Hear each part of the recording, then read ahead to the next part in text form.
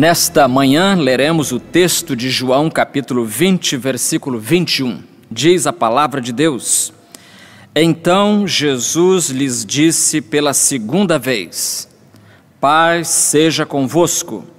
Assim como o Pai me enviou, também eu vos envio. Vamos orar. Eterno Deus e Pai, mais uma vez nos curvamos diante da Tua presença maravilhosa, que é digna de toda reverência e adoração, e o fazemos, ó Deus, no sentido de adorar realmente o Teu santo nome e de prestar-te a reverência que esse nome merece. Agora pedimos que nos abençoes os pensamentos, para que a Tua palavra possa nos edificar, nos desafiar e nos alertar nesta manhã. Nós oramos em nome de Jesus. Amém.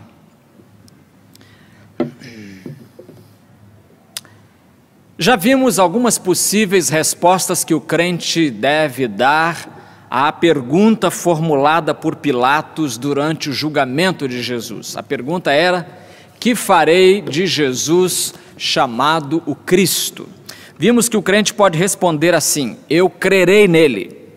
O crente pode responder: eu o adorarei, eu o amarei, eu o servirei, eu o imitarei. E hoje nós veremos uma outra resposta, que é: eu falarei dele.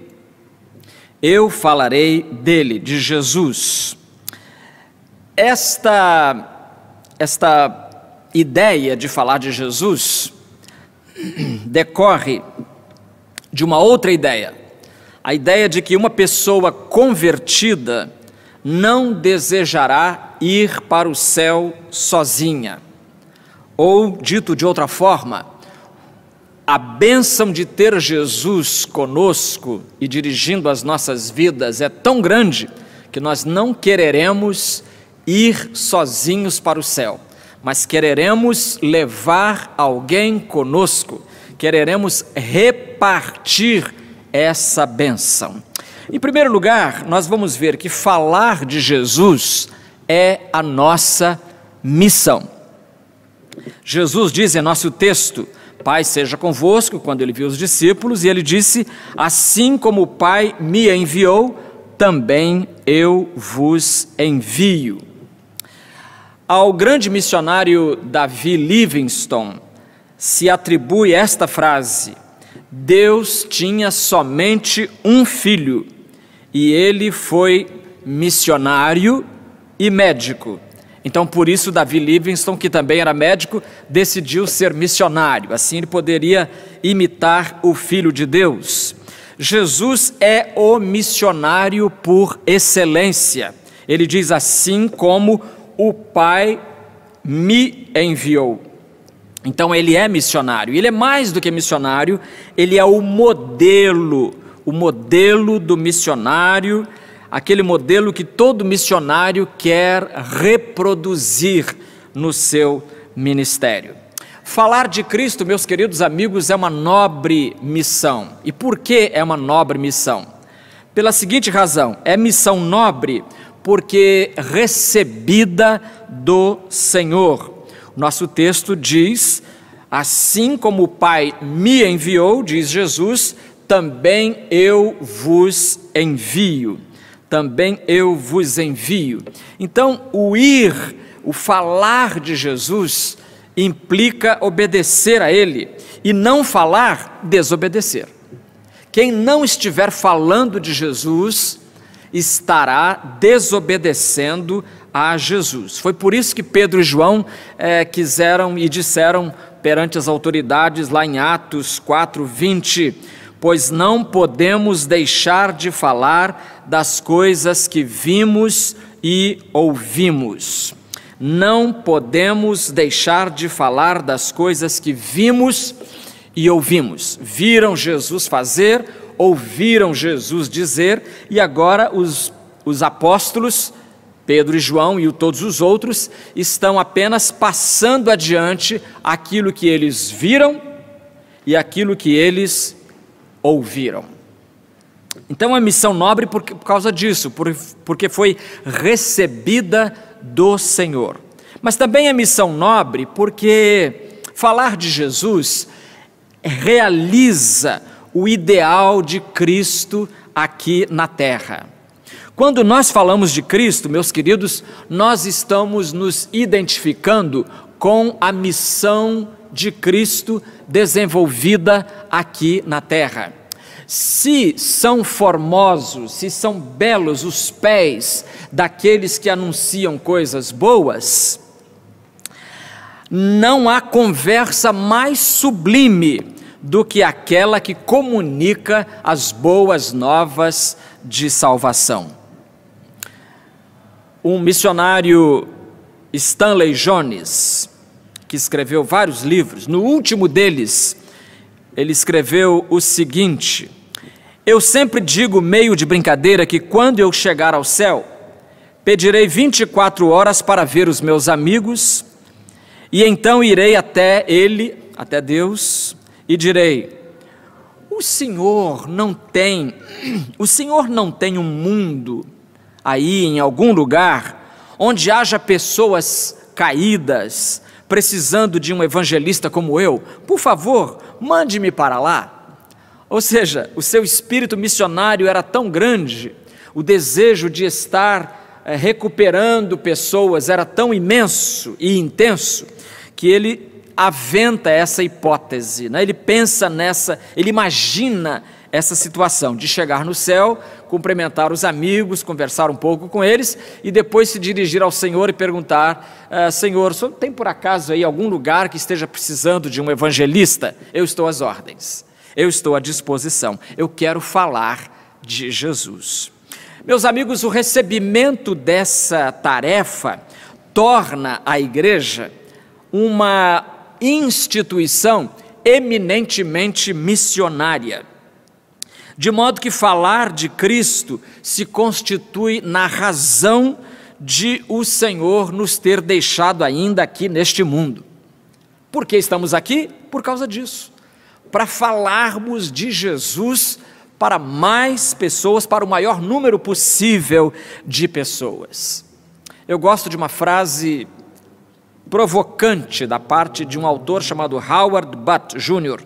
Ele diz assim: qualquer cristão, seja qual for a sua vocação, que não esteja ativamente empenhado na tarefa de comunicar a mensagem de Cristo aos outros, quebrou o seu contrato de trabalho, ele está em greve contra Deus.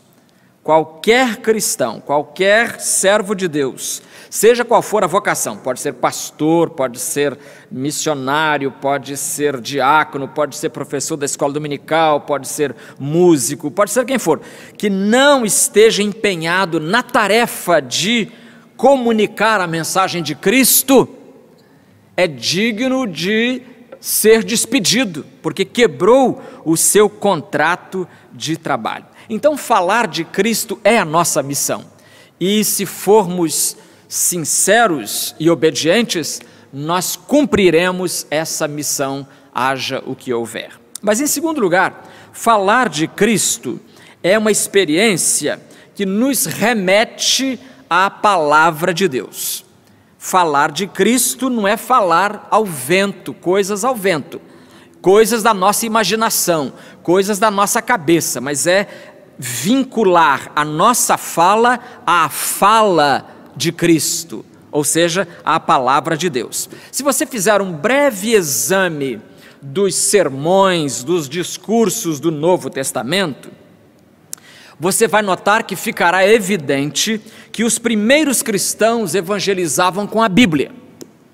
Eu quero trazer a você então 4 exemplos de cristãos neotestamentários que evangelizaram usando a Bíblia.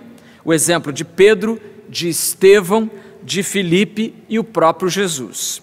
Então, o primeiro exemplo que eu trago é a palavra de Pedro no dia de Pentecostes.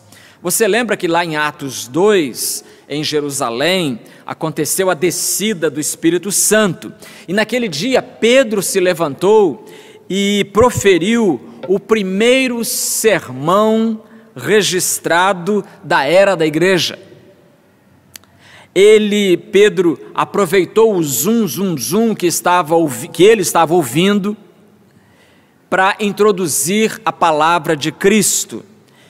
O que houve? Por causa dos idiomas em que os discípulos estavam se expressando, mesmo não tendo aprendido em escola, houve aquele zum. As pessoas ficavam achando que os discípulos estavam embriagados. Aí Pedro toma isso como ponto de partida e ajunta a isso o texto bíblico, o texto de Joel, capítulo 2, versículo 28, que diz assim: depois disso derramarei o meu espírito sobre todas as pessoas. Depois disso, diz Joel 2, 28. E Pedro cita estas palavras em Joel, em Atos capítulo 2, versículo 16, diz assim, Pedro falando: mas isto que está acontecendo aqui é o que havia sido falado, predito pelo profeta Joel. Então Pedro, presta atenção nisso, que Pedro pega o acontecimento que está ali em seu derredor e que as pessoas estão testemunhando e vincula isso à palavra de Deus. Então a palavra de Deus é o fundamento da nossa palavra sobre Cristo a quem quer que seja. Segundo exemplo, é o exemplo de Estevão. A palavra de Estevão, minutos antes de ser martirizado. Esse é um exemplo um pouco mais longo e faz parte do sermão, do discurso que Estevão entregou minutos antes, repito, de ser martirizado. Está registrado em Atos 7, do início do capítulo, versículo 2, até o final praticamente, versículo 53. Ou seja, são 52 versículos que resumem muito bem o conteúdo do Antigo Testamento. Lembra que Estevão foi um dos 7 primeiros diáconos da igreja? Ele foi escolhido um dos 7, Atos capítulo 6, 5 diz isso, tem o nome dele lá na lista. E Estevão honrou a palavra de Deus, citando praticamente de memória, é uma coisa impressionante, citando de memória toda a história da preparação de Deus para enviar o seu Filho Jesus a este mundo.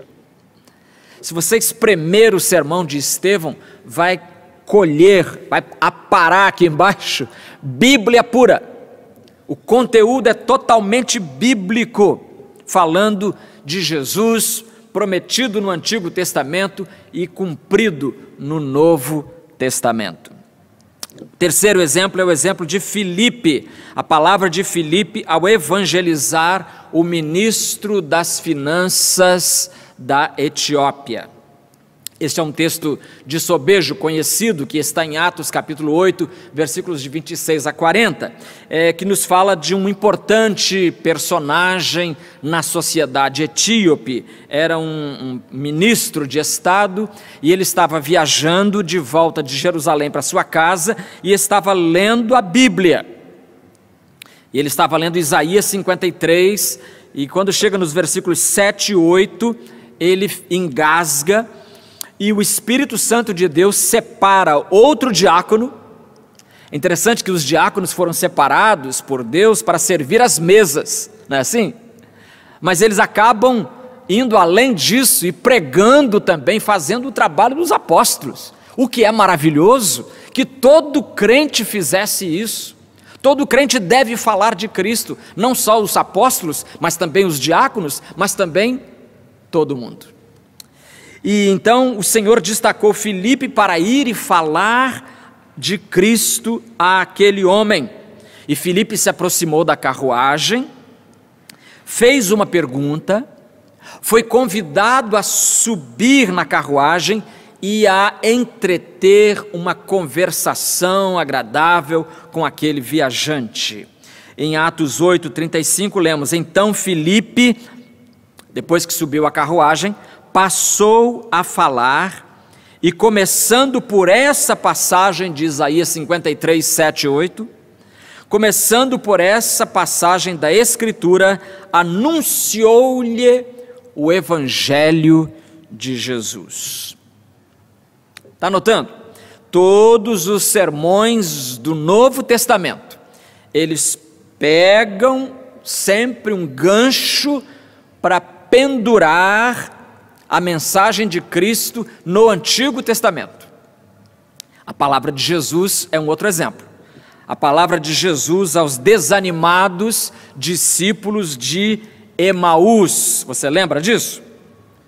Era ao cair da tarde de um domingo triste, e 2 discípulos estão voltando para casa, carregando na mala a maior decepção. Por quê?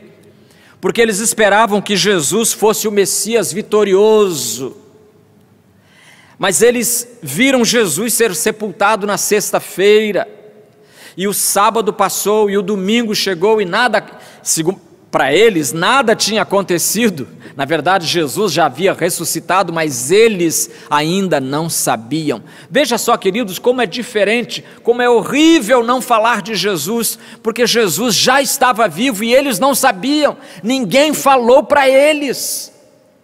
Hoje a mesma coisa, Jesus está vivo e talvez alguém ainda não disse para você que Ele está vivo, que Ele está atuante neste mundo e que Ele quer atuar do teu lado, meu amigo. Eles estão indo para casa e conversando, desfiando a sua decepção, quando um terceiro viajante se ajunta a eles. Chega-se aos 2, e esse terceiro viajante começa a conversar, mas não dá a entender qual é a sua identidade. Eles desconhecem a identidade dele e não sabem que é Jesus. E esse Jesus, então, mesmo ignoto, mesmo desconhecido, não identificado, está dando-lhes uma aula acerca do Antigo Testamento e das profecias que apontavam para o Messias Jesus. E eles, então, ouvem, porque Lucas 24, 27 diz que ele, o terceiro viajante, começando por Moisés. Moisés é onde? Gênesis, Êxodo, Levítico, os 5 primeiros livros da Bíblia. Então, começando lá do começo, começando de Moisés e de todos os profetas, ele explicou a eles, explicou-lhes o que constava a seu respeito em todas as Escrituras. Escrituras aqui, Antigo Testamento. Então, Jesus começa a falar da sua missão, da sua vinda, do seu ministério, da sua morte e da sua ressurreição. Jesus confirma àqueles 2 a verdade que ele, Jesus, já havia deixado claro junto aos judeus que resistiam à sua autoridade. Ele disse em João 5,39 para eles: vós examinais as Escrituras, pois julgais ter nelas a vida eterna, e são elas que dão testemunho de mim. As Escrituras dão testemunho de mim. Então veja que a evangelização no Novo Testamento está vinculada à palavra de Deus. Os discípulos, os apóstolos, os pregadores não estão inventando nada, eles estão apenas explicando a palavra de Deus. E isso também fica claro da oração de Jesus, quando ele diz em João 17:20, e rogo não somente por estes, mas também por aqueles que virão a crer em mim pela palavra deles. Observe isso, virão a crer em mim pela palavra deles, pela nossa palavra. Hoje, alguém virá a crer em Jesus, em mim, disse ele. Então, nós não podemos nos calar, não podemos fechar os lábios, porque é pela palavra de Deus em nossos lábios que os incrédulos passarão a crer. Então nós temos, falar de Cristo é a nossa missão, falar de Cristo está vinculado à palavra dele, e em último lugar, falar de Cristo é experiência confirmada por uma vida com Cristo. Por uma vida com Cristo. Houve na história da igreja, no século XIV, um líder, especialmente da igreja ortodoxa oriental, chamado Gregório Palamas. Ele é um expoente do exicasmo, que foi uma prática devocional muito problemática, digamos assim, na igreja ortodoxa. Mas ele tem uma palavra que eu acho interessante. Ele diz assim, olha, toda palavra contesta uma outra palavra, mas qual é a palavra que pode contestar a vida? Toda palavra contesta outra palavra, mas qual é a palavra que pode contestar a vida? Em outras palavras, como diz o povo, contra fatos não há argumentos, contra a vida não há argumentos. Por isso um autor disse, só convence os outros um apostolado que tem alma, e a alma de todo apostolado é a vida interior. Sem essa vida interior, não conseguirás mais do que fazer barulho. Sem a vida interior. Então nós temos que concordar com o autor anônimo que disse, prefiro alguns gramas de testemunho a uma tonelada de pregação. Você é bom de redação? Redação é muito importante, não é? Redação é importante, a gente precisa dela para fazer os exames escolares, precisa ter uma boa nota nela, na redação também, nos concursos que você for fazer por aí. Então é bom ficar atento à redação. E uma das frases que eu acho mais interessantes sobre isso, é uma frase de um escritor brasileiro que disse assim, escrever é cortar. Escrever é cortar. Ou seja, é tirar a palavra, é limpar o texto, de modo que fique um texto claro e limpo. E aí, eu tenho uma história sobre isso, que você vai entender o que significa escrever é cortar. Um homem abriu uma peixaria, chamou um pintor e pediu uma placa, e nessa placa estava escrito o seguinte, aqui se vende peixe fresco. Olha a placa do peixeiro, aqui se vende peixe fresco. Mas esse peixeiro tinha muitos amigos, e um deles então passou, leu a placa, coçou a cabeça, falou, vou dar uma sugestão. Entrou e falou, escuta, você não precisa usar a palavra aqui, porque se a placa já está pendurada na loja aqui, não quer dizer que vai vender peixe em outro lugar, então é aqui mesmo, então é óbvio, pode tirar, então vende-se peixe, é suficiente, vende-se peixe fresco. Ah, tá bom, o comerciante pensou, concordou e retirou a palavra aqui. Lembre-se, escrever é cortar, cortou a palavra aqui. Um outro amigo então passou e leu, vende-se peixe fresco. Aí leu, e resolveu também entrar e dar uma sugestão. Escuta, meu amigo, eu posso dar uma sugestão? Você não precisa colocar a palavra fresco ali, porque se você vai vender peixe, só pode ser peixe fresco, porque se não for peixe fresco, não há razão para vender, você concorda? Aí o peixeiro coçou a cabeça e disse, sabe que você está com a razão? E cortou a palavra fresco. Escrever é cortar, e aí ficou, aqui se vende, não, vende-se peixe, o aqui já tinha cortado antes, o primeiro amigo, vende-se peixe, aí ficou a placa lá, vende-se peixe, passa um outro amigo, esse homem tinha muitos amigos, passou um outro amigo e disse, mas meu amigo, por que o verbo? Se é uma loja, todo mundo já sabe que é para vender, é para vender. Então retira aí o verbo vende-se, não precisa. Aí o homem pensou também, disse, sabe de uma coisa, você está com a razão. E como escrever é cortar, ele cortou também a palavra, o verbo, vende-se. Ficou só a palavra peixe. mas o homem tinha vários amigos, não esqueça disso. E vem mais um amigo e perguntou: mas por que você colocou a palavra peixe ali fora, rapaz? Tira isso daí, porque todo mundo sabe que tem peixe aqui, porque o cheiro está chegando a 2 quadras daqui. Não precisa placa. O crente não precisa colocar placa nenhuma, escrito: sou servo de Deus. Não precisa.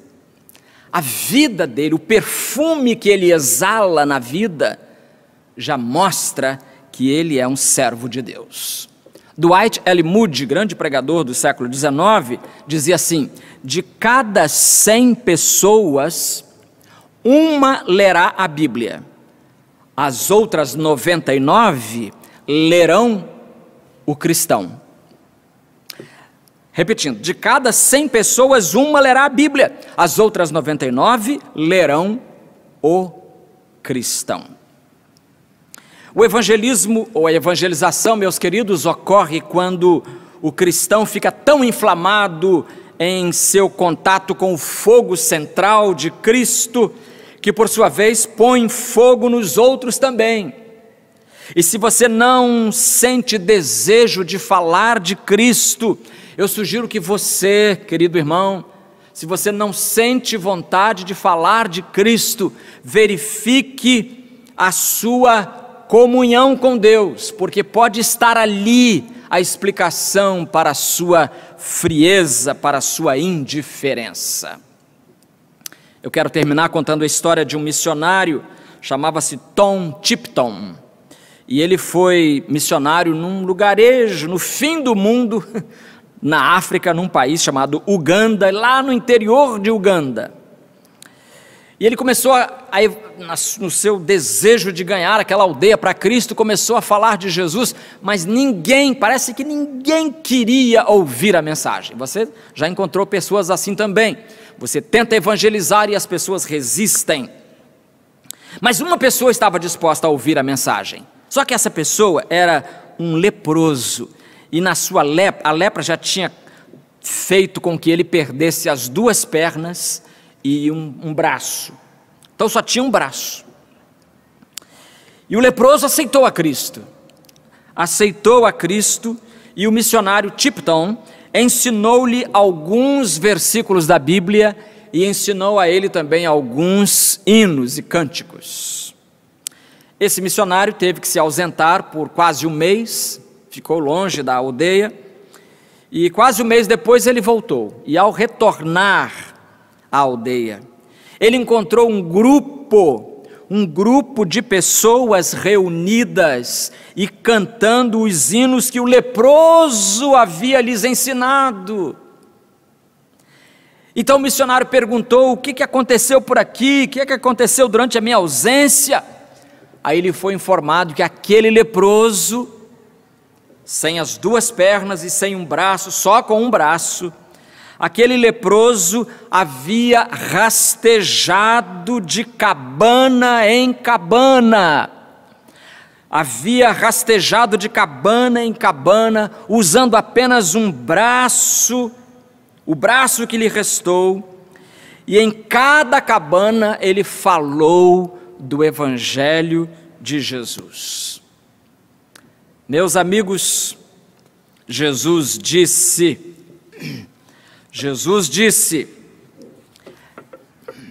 que Ele nos enviava ao mundo, assim como o Pai me enviou, também eu os envio. Vamos orar.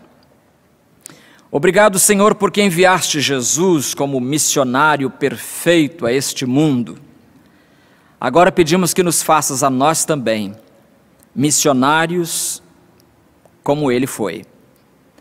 Que nossos lábios se fechem para a blasfêmia, para as palavras que envergonham o Teu nome, para a maledicência, que sejam fechados para tudo quanto não seja coerente com a Tua vontade, mas que esses mesmos lábios se abram para a expressão da Tua glória e para a comunicação do Evangelho que salva. Em nome de Jesus. Amém.